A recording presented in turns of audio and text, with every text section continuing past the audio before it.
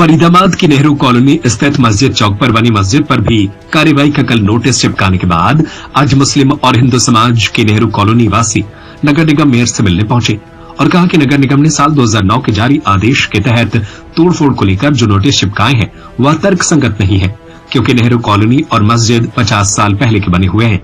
ऐसे में 2009 का आदेश लागू नहीं होता और यदि लागू किया गया तो घातक फिल्म की तर्ज पर कातिया का जो हाल हुआ था वह सरकार का होगा। नगर निगम मेयर के पास अपनी बात रखने आए पप्पू कुरैशी ने बताया कि पिछले कई दशकों से बसे नेहरू कॉलोनी में हजारों घर बने हुए हैं और यहाँ लाखों लोग रहते हैं जिन्हें अवैध बताकर नोटिस भेजा गया है, जबकि वह अपने देश में रहते हैं और उनके पास तमाम सरकारी कागजात हैं। ऐसे में वह अवैध कैसे हो सकते हैं? उन्होंने कहा कि सुप्रीम कोर्ट भी कहता है कि जो व्यक्ति 20 सालों से रह रहा है उसे मूल निवासी का अधिकार मिलना चाहिए। आपके यहाँ 50-50 साल से लोग रह रहे हैं, आप हमारी मस्जिद को अवैध बताकर कल नोटिस लगाया गया है।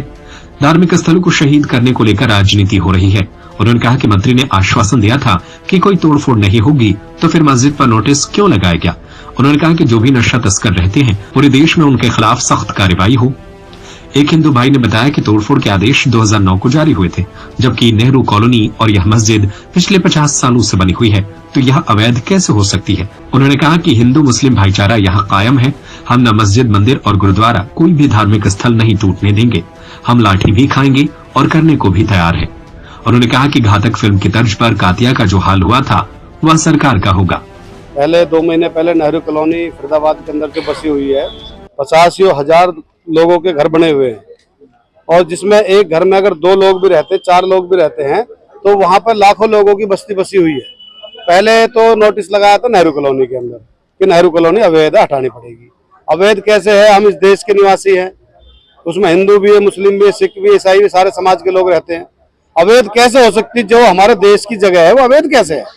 सबसे पहला मेरा पूछने का आपके चैनल से यही मकसद है कि भाई हम इस देश के निवासी हैं, हमें जो हमारे हिंदू भाई रहते हैं, हमारे और भी समाज के लोग रहते हैं, अवैध कैसे है वो जगह? फिर दूसरा, सुप्रीम कोर्ट की गाइडलाइंस है जो व्यक्ति 20 साल से रहता है जिस जगह पर उसको आप मूल निवासी का अधिकार दोगे। हमारे यहाँ 50-50 साल हो गए लोगों की झुग्गियों को तोड़ रहे हैं। अब फिलहाल हमारे कल जो हमने देखा 5 बजे के तकरीबन हमारे पास एक मैसेज आया कि हमारी मस्जिद भी अवैध बताई जा रही है, जबकि 50-60 साल से मस्जिद है। अब मस्जिद अवैध कैसे हो सकती है?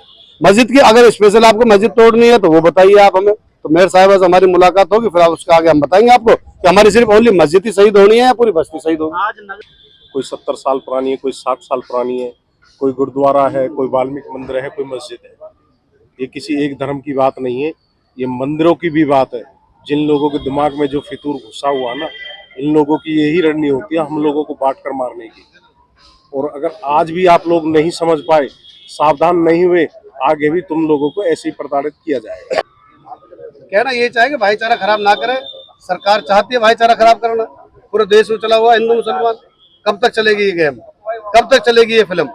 एक दिन फिल्म का एंड तो होना है। आज हमारे साथ वो हो रहा है, मालूम है आपको? एक मैं बात बताऊं आपको फिल्म की।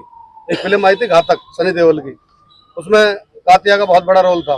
कातिया को जो जमीन पसंद आती थी उसको खाली करा देता था, लेकिन लास्ट में देखा ना कातिया का क्या हाल हुआ। यही हाल होना सरकार का, देख लेना एक दिन। और ऐसा नहीं है भैया कि नेहरू कॉलोनी ने वोट नहीं दिए।